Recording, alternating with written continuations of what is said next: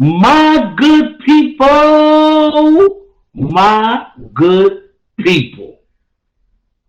Hello, world. I like to officially welcome y'all back to the show that's hot with your boy Rob Scott. This is Rob's Two Cents, baby. What's going on, everybody? I missed the hell out of y'all. Y'all don't understand. This is a welcome sight for me just to be back in this element, just to be back talking sports. As you guys know, this is what I love to do. This is my dream, and I'm still working to, turn this into fruition. But I've been making some major moves lately. Working with ASAP's All Sports All Plays Network. Still continuing my work with brother Jerry Rouse with the Rewind Sports 60 Network. So I had to come back. The playoffs are on. Quick little side note on me. You guys know I was down and out with pneumonia, man. It triggered my asthma. I was in the hospital all messed up, but it feels good to be back. I've been working. I've been sick. I've been away from the show, but your boy is back. So you know what I always say. I got my cup of yak right here. Hope you guys got y'all drink with y'all while we watching these playoff games and you tuning in to your boy Rob Scott. Sit down, chillax, tune in to the hottest sports conversation in the nation.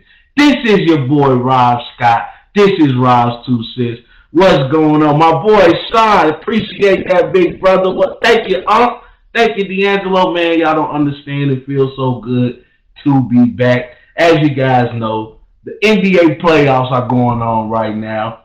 I'm not going to bore you guys with the details. We know that the Cleveland Cavaliers and the Charlotte Hornets, unfortunately, was not able to win their play-in games. They're out of the Eastern Conference. And then we go to the Western Conference. The LA Clippers were not able to beat the Minnesota Timberwolves. San Antonio Spurs also got eliminated as well. Speaking of Minnesota Timberwolves, I got a special segment for y'all a little later. We're going to get into that, especially with Patrick Beverly winning Versace robes, beating the LA Clippers like y'all just won the NBA Finals. What's wrong with you, bro? But I love you, Pat Bev. You from Chicago. I'm going to continue to show love and support you, brother. But let's get right into it. So, if we start off with the favorites of the NBA, we have to go right into the Phoenix Suns. The Phoenix Suns right now are going against the New Orleans Pelicans. The series right now is tied 1-1. They'll be playing their third game later on tonight on ESPN. Free plug for ESPN. Yes, I gave it to y'all. But right now, Phoenix is in a little bit of trouble. Because as we know, if you've been hiding under a rock and not watching basketball, Devin Booker he's out. He has a hamstring injury. We don't know how long it's going to keep him down for. If you never suffered a hamstring or never heard about hamstring injuries, we know that those can be tricky. I mean, the hamstring can be good at the beginning of the game, and by halftime, it can tighten up on you. We saw Devin Booker trying to go for a chase down block or try to defend a fast break layup. Didn't quite work out well for him. He pulled that hamstring. Phoenix was looking promising, man, but let's not get it twisted. Let's not act like the New Orleans Pelicans are not a team to be reckoned with. I mean, I believe the most underrated move this past NBA season or during the season was them picking up C.J. McCullough, bringing him in from the Portland Trail Blazers, adding a playmaker to this team. It's kind of brought the best out of Brandon Ingram. I mean, Brandon Ingram is coming out of that shell. Welcome to the party, P.I., because Brandon Ingram has been acting a fool. I mean, we look at the first game. Phoenix wins that game 110-99. Devin Booker, Chris Paul, your usual suspect. Devin Booker goes for 25 points. He's 8 of 19. He's not particularly a great shooter, but he's a volume shooter. He kind of reminds me of Kobe in that nature because if you remember Kobe Bryant really didn't care about efficiency. It was more so of getting the points on the board. And you know how I feel about Kobe. Kobe's my favorite player. Hey, babe, Phoenix winning it all. We'll see. But, Devin Booker still getting his points up. 4-8 from the three-point line, which particularly he has been shooting the three ball pretty well considering he's not the greatest three-point shooter in the world. He's more of a mid-range sniper, 5 or 6 from the free throw line, 8 assists, 4 rebounds. I mean, just giving it to the New Orleans Pelicans. Chris Paul, however, turning back the hands of time, giving you 30 points, 12 of 16 from the field, 4 of 6 from the field, very efficient, hitting the 2 free throws that he shot, giving you 10 dimes. As we know, Chris Paul is the point guy. If you get open, he's gonna find you. Chris Paul doing his thing in game one, also giving you 7 rebounds, 3 steals, 1 block. I mean, for Chris Paul to be such a smaller guy in the NBA, would be playing in the land of the Giants. He's one of the most tenacious defenders that we've seen, especially from the guard position. He led the league in steals several years in his career. Chris Paul, bona fide first ballot Hall of Famer, just continuing to show why he's considered one of the greatest leaders in the NBA. And then, of course, DeAndre Ayton to round out that big three in game one, gave you 21 points, 10 of 15 from the field, even beginning to stretch his game out as he hit the only three that he took that game, giving you 9 rebounds and also 4 blocks. So the big three of Phoenix was proven to be too much for the New Orleans Pelicans, even though they began to fight back in game one. And you can kind of see the tail of the tape. You see C.J. McCollum and Brandon Ingram in particular didn't shoot too well in game one, as Brandon Ingram shot 6 of 17, even though he gave you 18 points. And then even though C.J. gave you 25, he was 9 of 25. Took him 25 shots to get 25 points. So not very efficient during that night, and we can see, if you look at the tail of the tape, of why Phoenix was able to take game one. But if we look at game two, it kind of looked like it was going to be more of the same. Devin Booker got off that game. I mean, he scored 31 points in the first half. I mean, he's out there hitting step backs, hitting fadeaways, hitting logo three-pointers, dacking up babies. Devin Booker looked like he was in his zone, and then unfortunately in that third quarter goes down with that hamstring injury. As I mentioned, 31 points in the first half, 12 of 19 from the field, 7 of 11 from the three-point line. That man must be lucky. Put some dice in that man's hand. I'm telling you right now, Devin Booker was on the tear. It just felt so bad to see the man go down. Chris Paul gave you 17. He didn't shoot particularly well that game. He was 5 of 16 from the field, 2 of 6 from the three-point line, but he gave you 14 assists, doing what the point guard does. And DeAndre Ayton, you have to play better than that. 10 points won't cut it, brother. I know you was 4 or 6 from the field, but if you're not going to give me double-digit rebounds and only give me 10 points during the game, then you're not going to be considered in that top echelon of big men that we have in the league right now that's currently being led by the Joker, Nikola Jokic, and then my boy Joel Embiid, who I know a lot of people don't believe this, but I believe Joel Embiid should be an MVP this year, considering the fact that he didn't play with Ben Simmons through the first half of the season, and you get James Harden. He gives you about 5 good games, and then he disappears again. But we'll talk more about the 76ers later. Right now, it looks like Phoenix might be in a little trouble, especially because B.I. started to feel himself in game 2. 37 big points. I mean, efficient. 13 of 21 from the field. Hit all of his three-point shots. Hit all 8 of his free throws. Gave you 11 rebounds. Gave you 9 assists. Gives you 1 block. Gives you 1 steal. B.I. coming out of his shell and saying, don't forget about me. I want to invite to the party, too. And then, as I mentioned, with C.J. McCullough, even though he's still inefficient from the line, 7 of 18 from the field, he was 6 of 10 from the three-point line. So he hit the shots that he needed to hit, and then he goes out and he gives you 9 assists. He gives you 8 rebounds.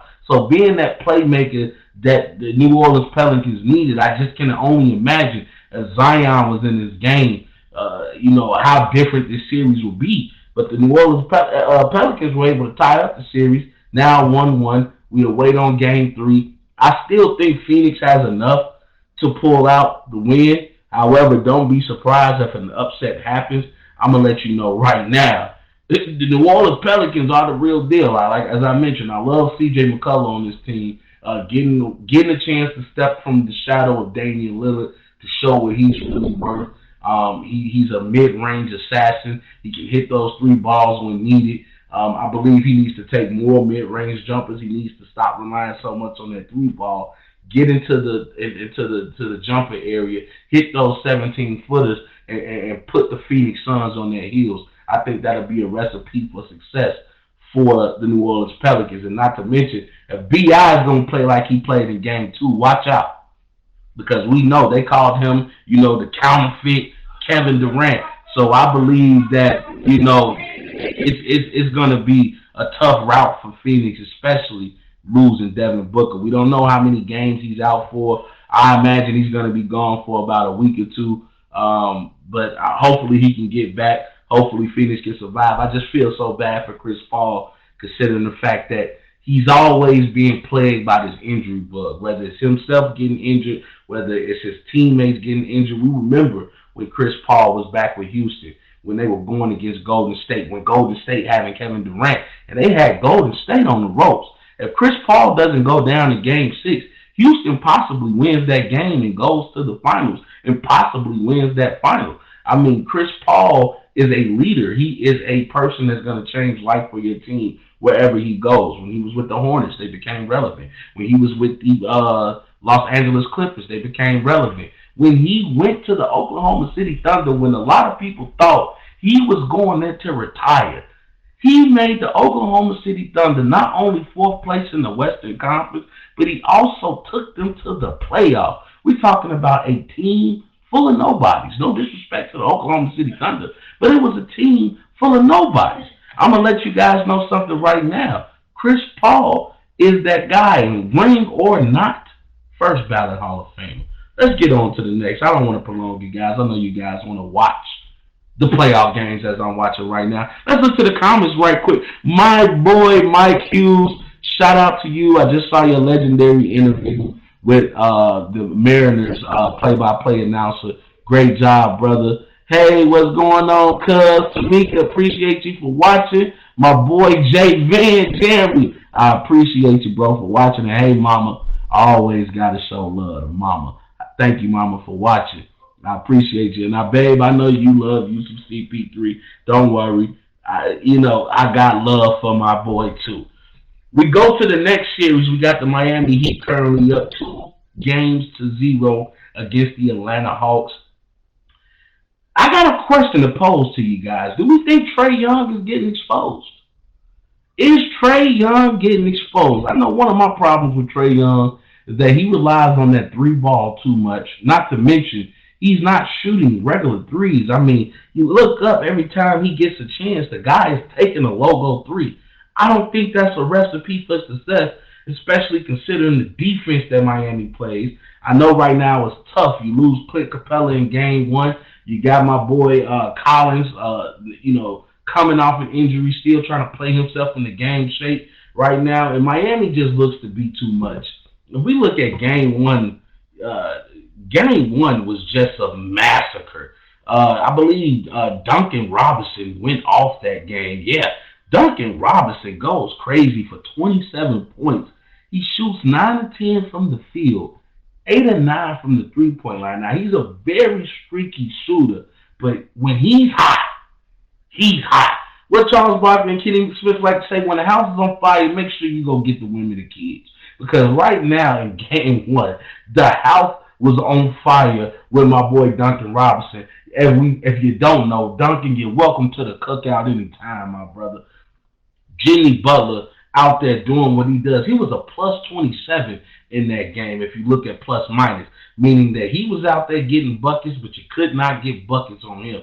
Jimmy G Buckets, the G stands for get. He was 9 of 15 from the field, 1 of 2 from the three-point line. Didn't shoot well at all from the free throw line as he was 2 of 7, but he made 4 with his defense with 3 steals and 6 rebounds. I mean, Jimmy Butler is proven to be a substantial leader for this team. We look at Trae Young from the Atlanta Hawks. Didn't play particularly well that game as he only gave you 8 points. The man was 1 of 12 from the field, 0 of 7 from the three-point line. This is what I need young players to start to understand. When you're not hitting the three ball, it's about time to stop shooting it. If you get 0 of 3, 0 of 4, maybe we need to look for more points in the paint, get to the foul line, as he was 6 of 7 from the foul line, but you only hit one field goal. That one field goal plus the 6 free throw shots gives you your 8 points. He was a minus 22 from the field. Trae Young, as the leader of this Atlanta Hawks team, you need to understand where you need to pick and choose your spots. nobody particularly played well. I mean, except for DeAndre Hunter, who was 6 or 8 from the field, but gave you 14 points. But he was a minus 31 on the plus minus. Danilo Gallinari gave you 17, but he was 5 or 12. So right now, I believe the Hawks' problem is where are you going to find your scoring? Where are you going to find your defensive presence from? Because right now, if you look at the Miami Heat, they're getting whatever they want. Now, they played a little bit better in game two, the Atlanta Hawks did, but it still ended in the same result, a big, fat L. We look at the tail of the tape, Trae Young, again, he gives you 25 points. He shoots better from the field as he was 10 to 20, 50%. But again, 2 of 10 from the three-point line. Relying on that three-point shot too much. Trae, you got to get it together. You have to find a way to drive it in the paint. Right now, that three-point shot is not working for you. Bogdanovich showed up that game. If he was 12 or 18 from the field, 5 or 10 from the three-point line, but his plus minus on the field, he was 0. It's like even though he gave you these points, he didn't really do much. And Jimmy Butler said, you know what, Miami? Y'all could go ahead and put the game on my shoulders because he gave you 45 big ones, 15 to 25 from the field, 4 or 7 from the three-point line. Said, I'm going to make up for that horrible free throw shooting from game one. 11 to 12 from the free throw line, 5 assists, 5 rebounds, 2 steals, 0 turnovers. Jimmy G buckets showed why he is an all-star in this league. Not ready yet to call Jimmy a superstar, but he's definitely an all-star. He's definitely a star in this league. I wouldn't say superstar status. I think that's a word that's thrown around too loosely. Everybody can't be a superstar because Jimmy Butler is one of those confusing players where you'll see him get a triple-double in the NBA Finals. You'll see him go for 45 points in the game, with 5 assists, 2 steals, no turnovers. But then the next game, he'll only have 12 points.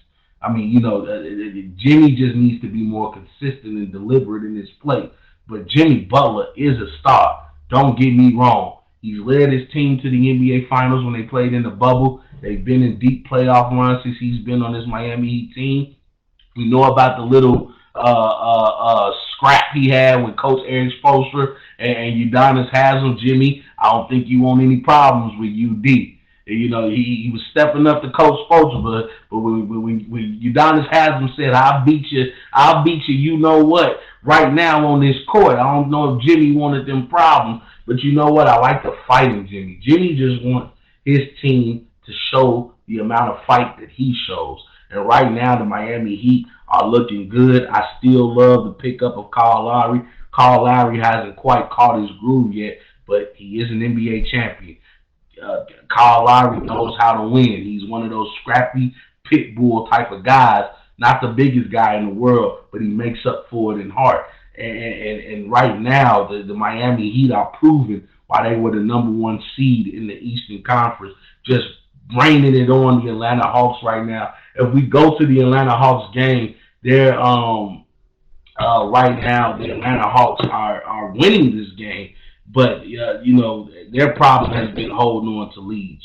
61 to 54 right now. I believe you're looking for Atlanta to make some type of stand, especially now being home at their place at the State Farm Arena. So we're going to see if the Atlanta Hawks are able to make a stand right now. But I still like the Miami Heat going at least for the gentleman's sweep, maybe winning this series 4-1. I just don't see Atlanta making a miracle run like they did last year, making it all the way to the Eastern Conference. Especially, as I said, John Collins is trying to play himself back into shape. You're missing Clint Capella. They're a little small on the interior. And not to say that the Miami Heat is the biggest team in the world, but Miami Heat makes up with Bam Adebayo. I believe they have Deadman on their team as well. So they have a little bit more height than the Atlanta Hawks has. So without a fully healthy John Collins or a healthy Clint Capella, I just don't like their chances, especially if Trae Young is going to continue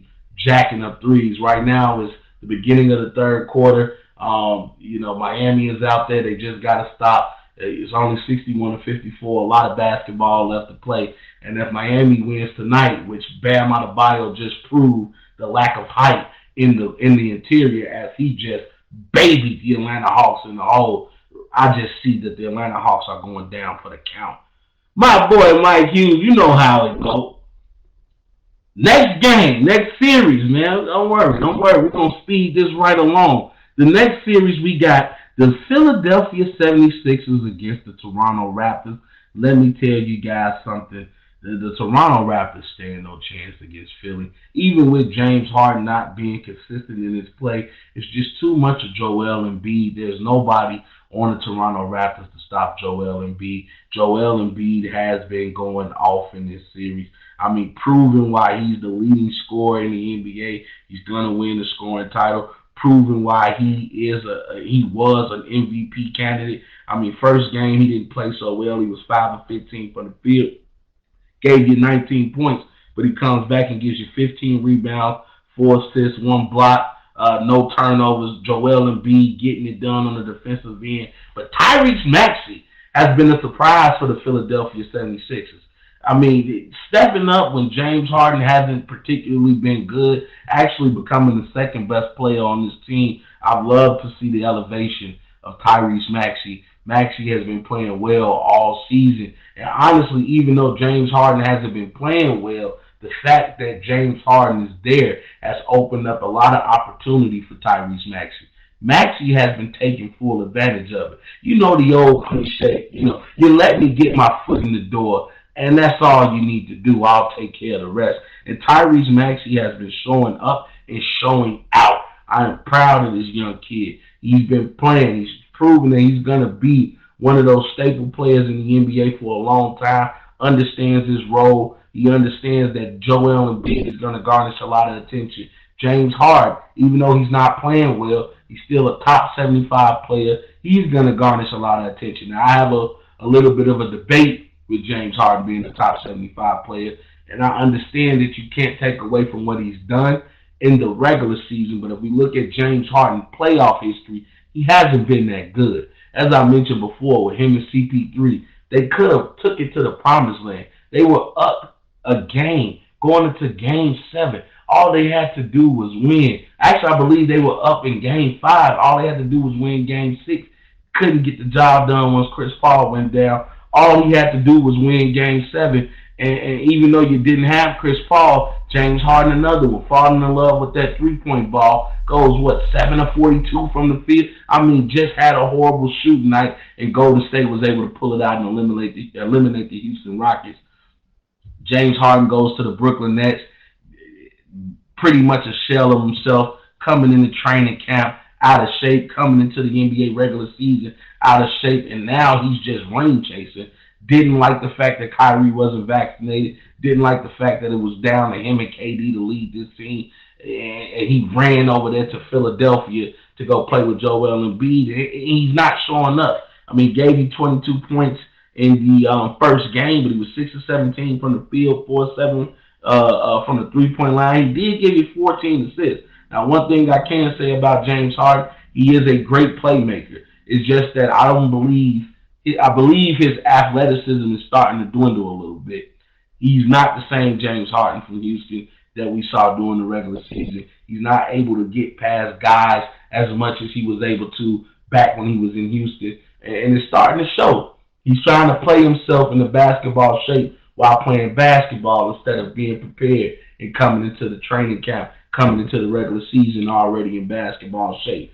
So it's starting to really show that James Harden kind of might not take this game as serious as other players. And then if we look at game 2 of this series, that's when Joel Embiid says, you know what, I'm not going to leave it up to chance. I'm going to come out here and show you guys why I was an MVP candidate, why I was the leading scorer in the NBA. 31 points, 9 of 16 from the field, 1 or 2 from the three-point line, 12 or 14 from the free throw line. That's your center, ladies and gentlemen, being as efficient as guards are. 11 rebounds.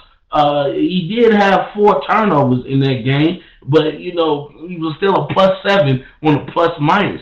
James Harden, only 14 points, 3 and 9, 1 or 4 from the three-point line. He hit his free throws, but didn't even give you double-digit assists. And Tyrese Maxey, again, usual suspect, To me, the second best player on the Philadelphia 76ers, 8-11 from the field, 23 points, 3 of 6 from the free throw line, 8 assists, 9 rebounds, 1 turnover. Tyrese Maxey getting the job done. What's up, Barry? I appreciate you, brother, man. Y'all make sure y'all check out my boy Barry too. Pro sports fans, man. You know, great podcast. These guys are, stapled out there in Boston. Interview some great people, including the Gronkowski brothers, including the lovely Joy Taylor. I mean, they're doing big things. Shout out to you, Barry. I appreciate you, man.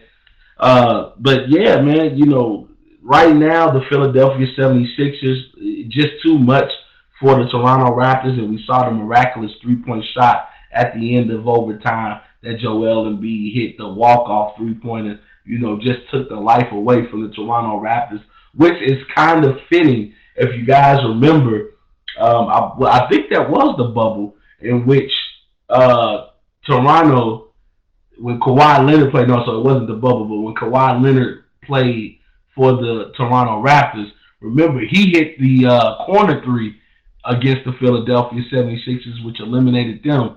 So it's only fitting that Joel Embiid got his lick back against the Raptors. And right now, they're up 3-0 in this series. I'm definitely calling for the sweep. I think they just took the life out of the Toronto Raptors.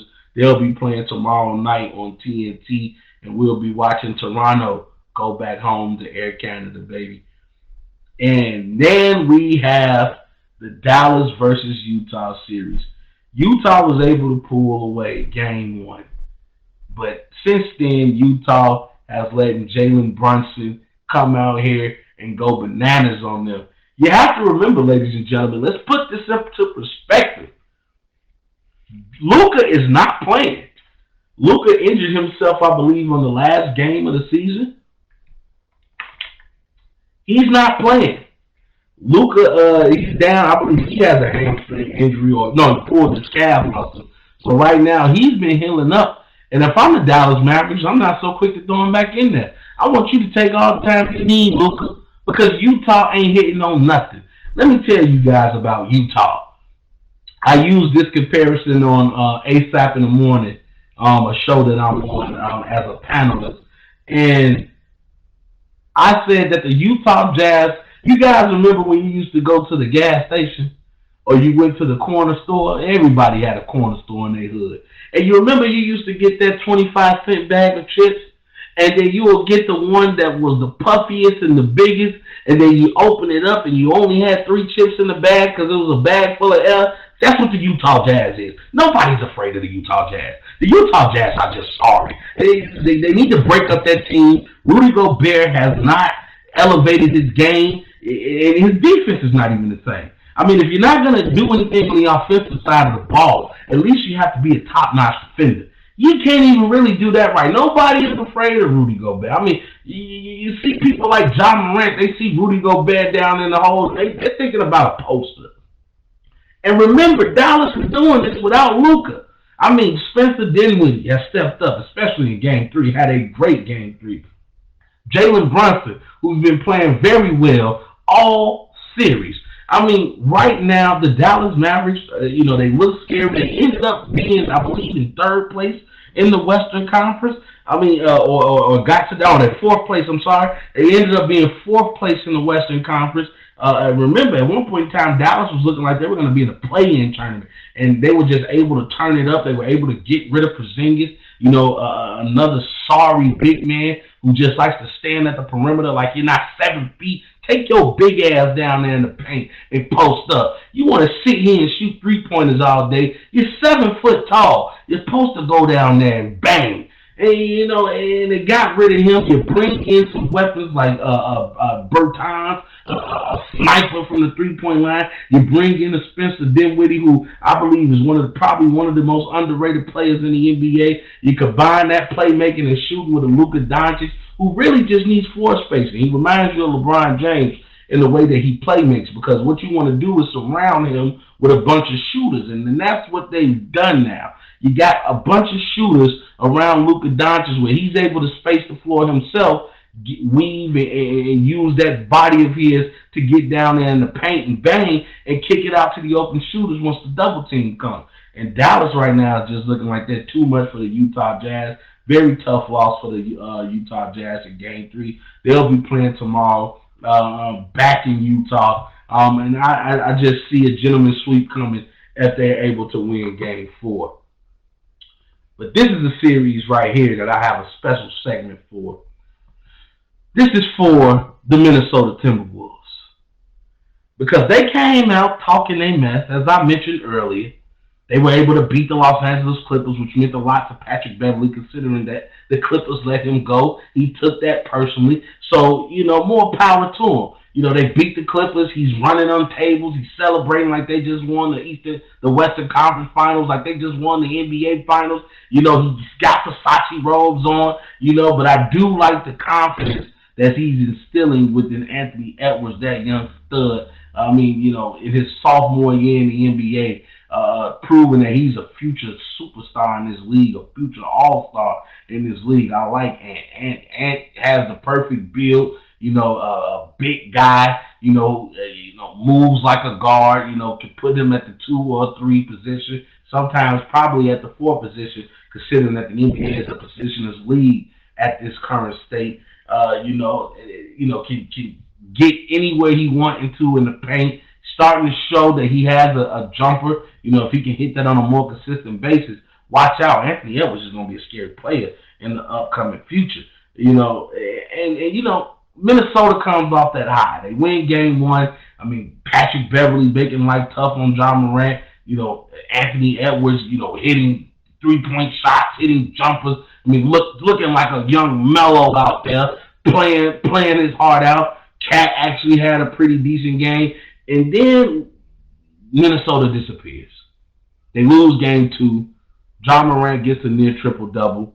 Out there showing them boys, and it's funny, too, because John Morant played a clip. If you guys remember watching The Last Dance, we remember when Michael Jordan was in a playoff series. I can't remember the team he was going against, but he was sitting there with the baseball bat in his hand, had the cigar in his mouth, and he made the statement, it's a lot easier to talk mess when you up. Let's see how you talk when the score is 0-0. That's what a man is made of. That's when I know how much heart you got, when you talking when the score is tied. And you know what? I'm going to let you guys know something right now.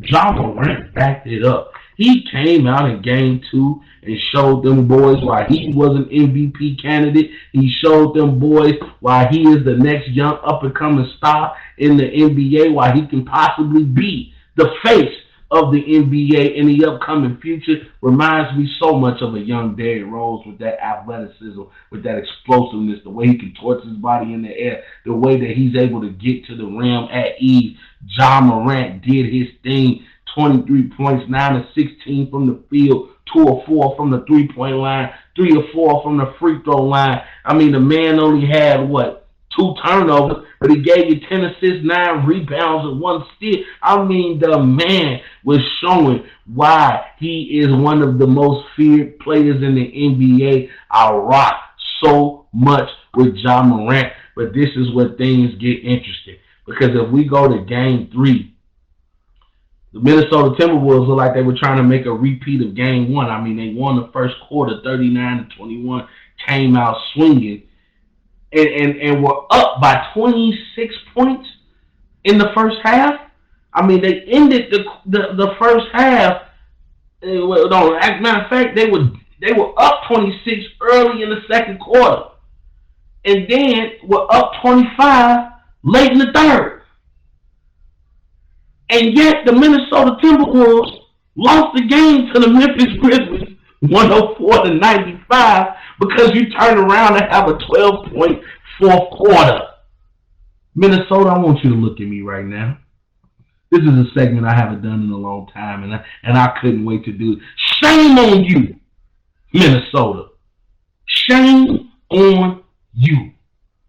How do you have 2 20-point leads in a game, one game, 2 20-point leads, and you lose both of them? You let the Memphis Grizzlies come back and beat you 104, what was the final score? 104-95? After you had two 20-point leads? Karl-Anthony Towns only gives you 8 points, who I believe is one of the softest big men in the league. Not S-O-F-T. I'm talking about S-A-W-F-T. The man is soft. Patrick Beverly, all that talking, all that yin-yang. Let John Morant come back and have a triple-double against you. Talked his mess, backed it up. John Morant went on and said that they want all the smoke. He said, we coming up chimneys because we want all the smoke. Patrick Beverly, where was your defensive pride at? Minnesota Timberwolves, where was your pride at? You let my boy, what's his name, Brandon Clark come in the game and give you 20 points. Complete game changer when they put him in the lineup. 6 of 9 from the field. 8 rebounds. 1 block. Brandon Clark came in and changed life for them. John Morant, as I mentioned, gave you 16 points, 10 rebounds, 10 assists. Saying, I'm going to get the job done. I might not be shooting well, even though 5 or 18 from the field. But I'm going to control the game in other aspects. I'm going to pass the ball.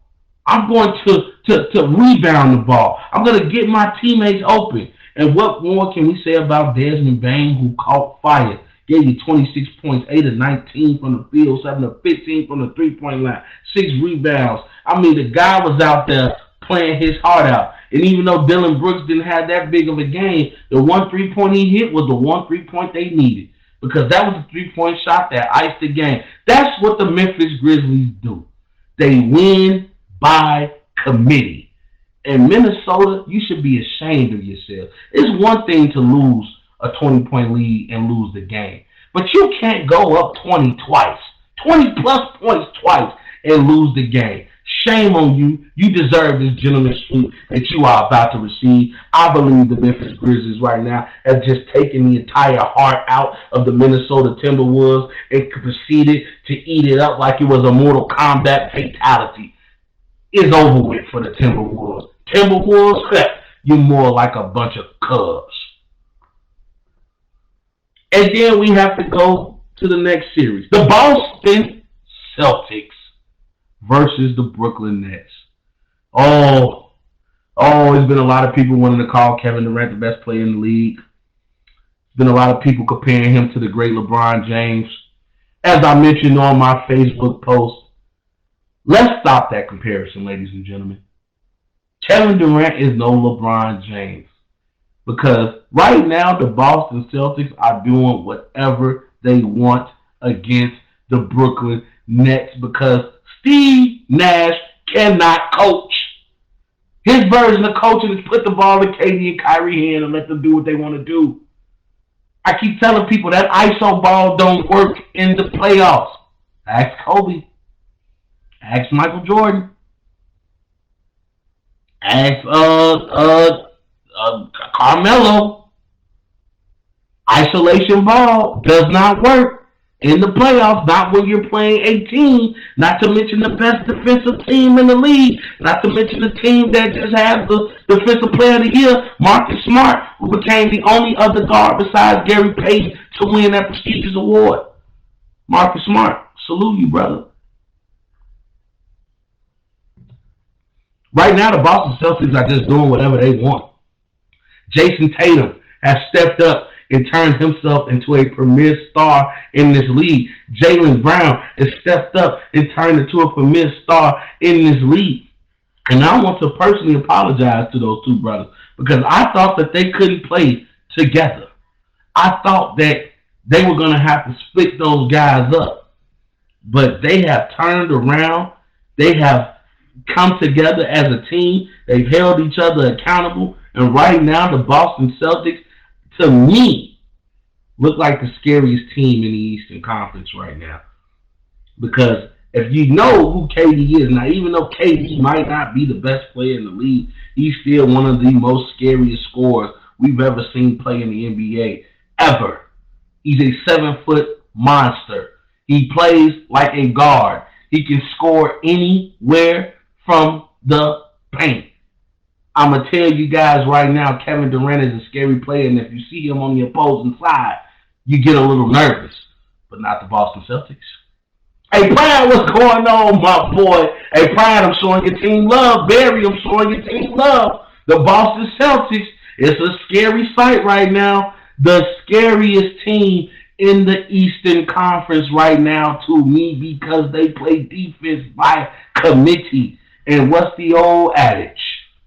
Defense wins games. And if you look at the way that they are D'ing up Kevin Durant and Kyrie Irving, let me tell you guys something. It is something beautiful to see. Al Horford has turned back the hands of time, looking like the ATL Al Horford. Marcus Smart saying I might not be much of a scorer, but he gonna make life tough on anybody he defends. I mean, even my boy Peyton Pritchard coming in the game and giving you big buckets when you need to. I miss Daniel Tice. I'm mad that the Bulls weren't able to do anything with him. I mean, right now, the Boston Celtics, man, that's my team to beat in the Eastern Conference. I feel like it's going to probably come down to Boston versus Miami or Boston versus Philly, but I believe Boston is going to be in that dance when it's all said and done.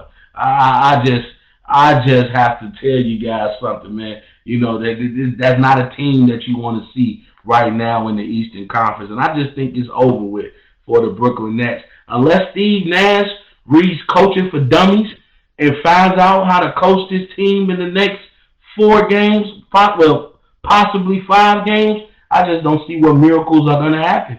My hat's off to Boston, man. So all you Celtics fans out there, I'm sorry because we saw how you guys were playing in the first half of the season. But you know what they say, it ain't about how you start, it's about how you finish.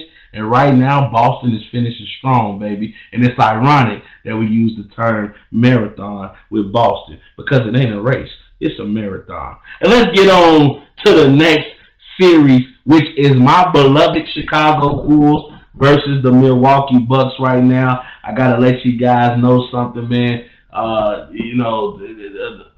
thought the Bulls were going to have a better chance against the Milwaukee Bucks, considering the fact they lost Chris Middleton, who was starting to cook the Bulls in that second half in Game 2. He scored 15 points. He was hitting that 3 ball. He was hitting his jumpers, and then he goes out with an MCL tear. Had an MRI today, and I believe, or yesterday, and it came out that he's going to miss the entirety of this. Miss the entirety of this series. So I thought the Bulls had a chance. But right now, man, let me tell you guys, Milwaukee getting in our ass right now. Milwaukee getting in our ass. Now, the game ain't over yet. There's a lot of game to play. Considering the fact we saw Minnesota yesterday lose 2 20-point leads in one game, I still got faith in the Chicago Bulls. But there's no answer for Giannis right now. And Giannis has been the teller to take throughout this whole series. I mean, if you're a Chicago Bulls person, you're thinking to yourself, either I'm going to let Giannis get off and stop the rest of the team, or I'm going to stop Giannis and let the rest of the team get off. But I can't let everybody get off. I mean, Bobby Portis right now, pissed he caught that elbow in the eye in Game 2. He's playing lights out right now. Man, don't we miss Bobby in Chicago, y'all. Giannis playing unbelievable. Brook Lopez playing unbelievable. I believe what's my boy named Drew Holiday. He's beginning to find himself. I mean, right now, man, it's looking ugly for the Chicago Bulls right now. But I'm gonna give them hope going into halftime. Hopefully, Coach Billy Donovan will be able to spark some energy in his team. DeRozan begin to hit some shots. Levine and Vucevic shows up. We know what Alex Caruso is capable of on the defensive side of the ball. I still think that the Bulls will win this series, especially without Chris Middleton. And even if the Bucks are able to beat the Bulls, unless you can get back an extremely healthy Chris Middleton, you're not beating Boston. You're not beating Philly. You might not even beat Miami. It's going to be tough for the defending champs. But you can never discredit the heart of a champion. The Bulls did play well in Game 2, man. DeMar DeRozan gave you 41 big points. I mean, he went 6 of 25 in that first game. He said he looked at the tape, went out, got some extra shots up later that night, and said, those are shots that he would normally hit, and he ain't going 6 of 25 no more. So, hopefully the Bulls are able to bounce back because I believe this is a pivotal game 3, especially first game in the United Center. We haven't hosted a playoff game in a mighty long time. So come on, Chicago. I need you to show some heart. Get your act together. Let's go to the comments real quick. Hey, look, I see all the Boston love right now. I see all the Boston love right now. But you know what, though? Hey, I'm going to let y'all have y'all day. KD is not the best player in the league, Barry. I agree. But he's one of the best scorers we've ever seen in the game of the NBA. And last but not least, we got to talk about my team who I have picked to win it all. The Golden State Warriors. Because right now they're up 3-0 against the Denver Nuggets. Granted, Denver doesn't have Jamal Murray. Denver doesn't have Michael Porter Jr. They still got the reigning MVP so far in Nikola Jokic, who's been having a pretty decent game, but it's too much of the Warriors right now because who saw Jordan Poole coming? I heard Reggie Miller say a great line that the Splash Brothers has brought their own pool to the party. And ladies and gentlemen, yes, they have, because Jordan Poole has been showing up and showing out. I want to let you guys know something right now. The depth lineup is back, and it looks new. Instead of a KD and an Iguodala, you have a Jordan Poole and an Andrew Wiggins. But let me guys tell you something. That Golden State team is scary because them boys can show. Klay Thompson looking like he's getting back to regular Klay. Jordan Poole, with his elevation, was one of the leading candidates for most improved player of the year. And then you look at Steph Curry, who's humble enough to realize, okay, I was hurt. I'll come off the bench, coach. Okay, I'm healthy now, but I don't want to interfere with Jordan Poole's elevation. I want him to have all the confidence in the world. I'll still come off the bench and lead this team in scoring and not play as many minutes and put that many minutes on my body. I mean, right now, man, the Golden State Warriors are rocking and rolling. D'Angelo, I appreciate you for being here, my brother. You know I got to talk hoops. And right now, the Golden State Warriors are just looking like the team to beat in the NBA, especially with the injury to Devin Booker. I think that just made them step up as the best team in the Western Conference. As I've seen, they're winning by committee. Last night, in their win against Denver when they won Game 3, 118-113, Jordan Poole, Klay Thompson, and Steph Curry combined for 80 points. When your big three combines for 80 points, I don't see a lot of teams beating you. I believe Steph Curry had 27, Jordan Poole had 26, Klay had 26.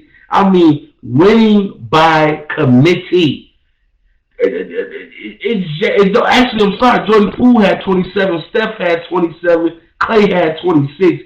Everybody was efficient. Klay 10 of 18 from the field, 6 of 13 from the three-point line. Jordan Poole 9 of 13 from the field, 3 of 5 from the three-point line. Now Steph didn't shoot particularly well from the three-point line, and he was 3 of 9.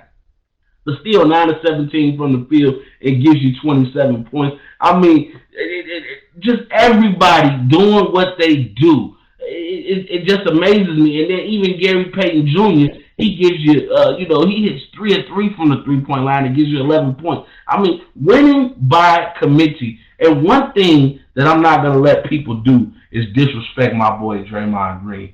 Because I said this on my show before. I've said this on ASAP in the morning before. I'm not saying that Draymond Green will change life for the Orlando Magic or change life for the Los Angeles Lakers. But when it comes to the Golden State Warriors, he changes life for them because he's a defender, he's their playmaker, and he is so in sync with what Steph and Klay and now Jordan, what they want to do. He knows where they're going to be at. The way that he hands off the ball and set the screen at the same time to get them open. Statistically speaking, Steph Curry plays better when Draymond Green is on the floor. When Steph Curry was going on that MVP run, we noticed that it became to a halt when Draymond Green got injured.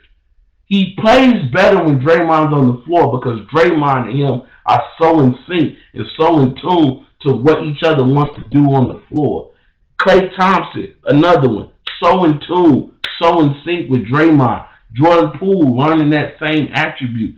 And the defense that Draymond has played on the Joker. Now, granted, last night, Nikola Jokic goes for 37 points. He gets 18 rebounds and 5 assists. But that was probably some of the quietest 37 points I've seen. I didn't even realize he had that many points. I mean, the Joker, and rightfully so was it. He's the reigning MVP, and most likely he's going to win the MVP again this year to be a two-time MVP winner. I mean, he's had a hell of a season, considering the fact that he had to play the entire season without Jamal Murray. He loses Michael Porter Jr. I mean, those are two big assets to your team. Right now, with the Warriors versus the Nuggets, it's pretty much Joker versus the world. And he's fighting for his life. I almost feel bad for him. But the defense that Draymond is playing against him, I mean, we look at one of the last plays of the game, how Jokic was trying to bang down low with Draymond, and he just fixed and pocket. I mean, that's what Draymond does. Remember, he is a defensive player, a former defensive player of the year. He is a former All-Star in this game. Draymond Green is not anybody. A lot of people say he's overrated. You guys just hate champions.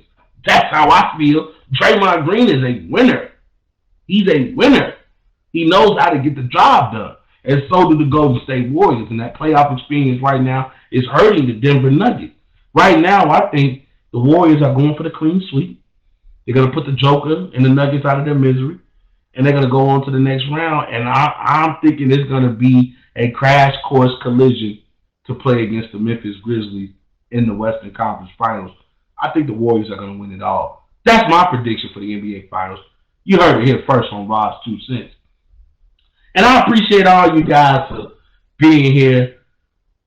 Everybody who stopped in, everybody who commented, everybody who's asked me when my show is coming back on, everybody who continues to show me support, personally or professionally. I got a chance to meet Chance the Rapper, man.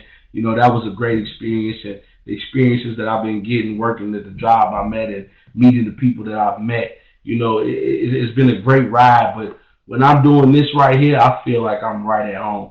And I appreciate all you guys' support. I ask that you please continue to support me. And hopefully one day you see your boy, on ASAP Network, where ASAP make it big as one of the leading sports analysts on that network. And my continued work with Brother Jerry Rouse on the Rewind Sports 60 network.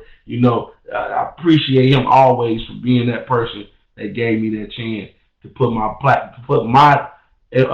work out there on his platform and inviting me to his radio station and inviting me on his show, and now having my show as one of the premier shows on his network. I appreciate you, Brother Jerry. Whenever I'm giving my SP speech or my Emmy speech, I ain't gonna never forget you, Brother Rouse.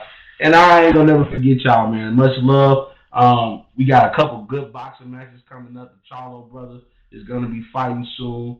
Tyson Fury is gonna be fighting soon. Shout out to Coach K, retiring. We definitely gonna miss you, and the excitement you brought with Duke basketball. There's been so much that I've been missing talking about with you guys. We're going to be talking about the NFL season soon as the draft is coming up. I think the Los Angeles Clippers right now, Clippers. Los Angeles Chargers are probably one of the scariest teams in the NFL right now. The GOAT is back in Tom Brady. So much to talk about, so much I've missed, and I'm not going to try to bore you guys trying to run over everything. We're going to pick up like I never left, man. So I appreciate all you guys. Got nothing but love for y'all. You know what I always tell you to do? Pick a goal. And once you have that goal, map out a plan on how you're going to reach that goal. And once you have your plan mapped out, it's time to go execute, baby. Because that's what we all about. We all about execution, man.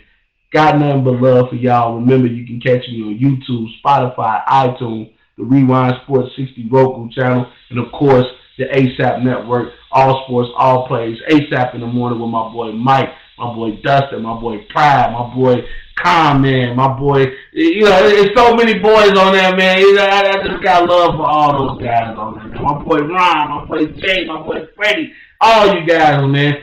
Appreciate the love, man. I hope you guys have a great one. I hope you continue to be great. And you already know the slogan, baby. We go. Let's get it. There's a bigger fight going on. There's a much bigger agenda than the streets. And I know sometimes it's hard to see that far in front of us, but we have to look past the illusions, look past the delusions of grandeur, and look at the bigger picture. We need to become better versions of ourselves each and every day. Fight for what you believe in. Because if you stand for nothing, you'll fall for anything. We just getting started, baby. You guys know the slogan now. Hope you all have a great evening. And we go.